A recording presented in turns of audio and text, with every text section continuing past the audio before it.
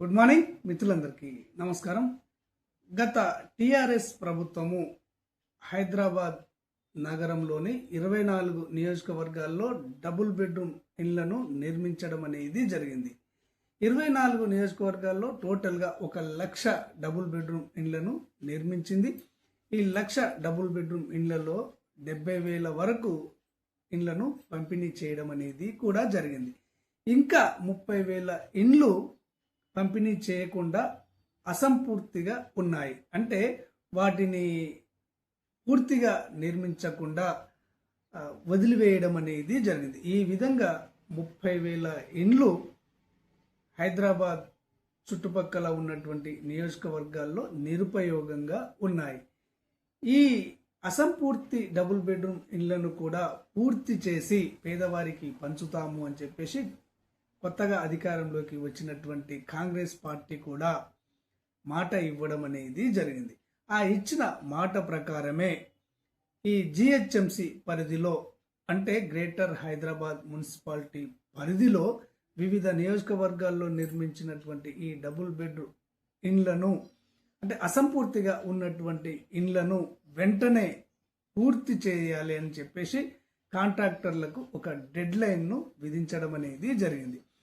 ఈ విధంగా మనకు ఒక జిల్లాలో భారీ ఎత్తున ఈ డబుల్ బెడ్రూమ్ ఇండ్ల పంపిణీకి సన్నాహాలు జరుగుతున్నాయి అని చెప్పేసి ఉన్నతాధికారుల ద్వారా మనకు తెలుస్తుంది. ఏ నియోజకవర్గంలో భారీ ఎత్తున ఈ డబుల్ బెడ్రూమ్ ఇండ్లను పంపిణీ చేయడానికి సన్నాహాలు జరుగుతున్నాయి, ఎన్ని ఇండ్లను పంపిణీ చేయనున్నారు అన్న పూర్తి వివరాలను ఈరోజు మీకు ఈ వీడియో ద్వారా తెలియజేస్తాను.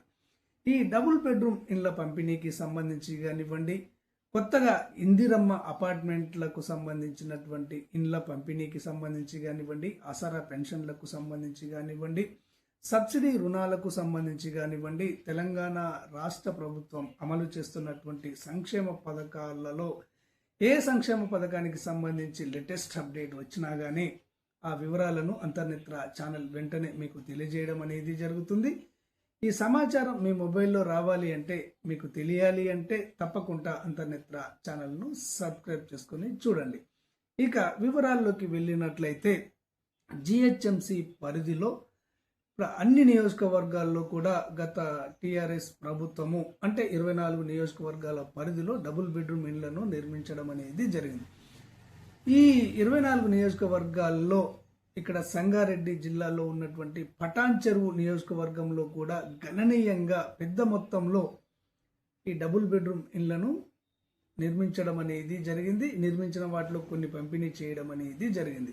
ఇక్కడ అసంపూర్తిగా ఉన్నటువంటి ఇండ్లు అంటే ఇంకా పూర్తి కానటువంటి ఇండ్లు పంపిణీ చేయబడినటువంటి డబుల్ బెడ్రూమ్ ఇండ్లు 4,900 ఇండ్లు ఉన్నాయి. 4,900 ఇండ్లు అంటే చాలా పెద్ద మొత్తం అనే చెప్పాలి.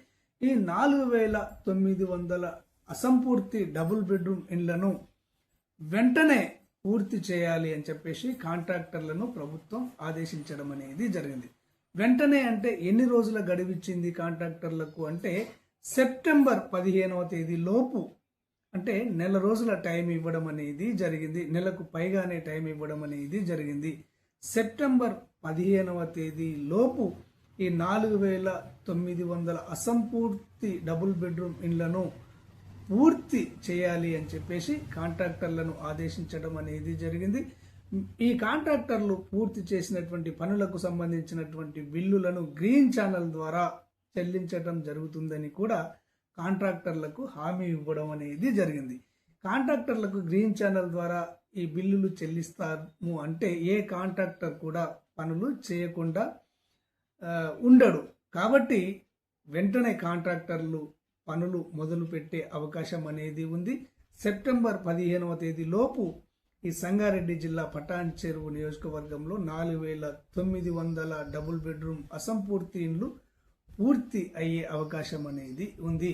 ఇంకొక ముఖ్య విషయం ఏమిటి అంటే ఈ అసంపూర్తి డబుల్ బెడ్రూమ్ ఇళ్లను పూర్తి చేయడంతో పాటు మౌలిక వసతులు అయినటువంటి రోడ్ల సౌకర్యం కానివ్వండి, మంచినీటి సౌకర్యం కానివ్వండి, డ్రైనేజీ సౌకర్యం కానివ్వండి, విద్యుత్ సౌకర్యం కానివ్వండి, వీటిని కూడా పూర్తి చేయాలి అని చెప్పేసి కాంట్రాక్టర్లను ఆదేశించడం అనేది జరిగింది.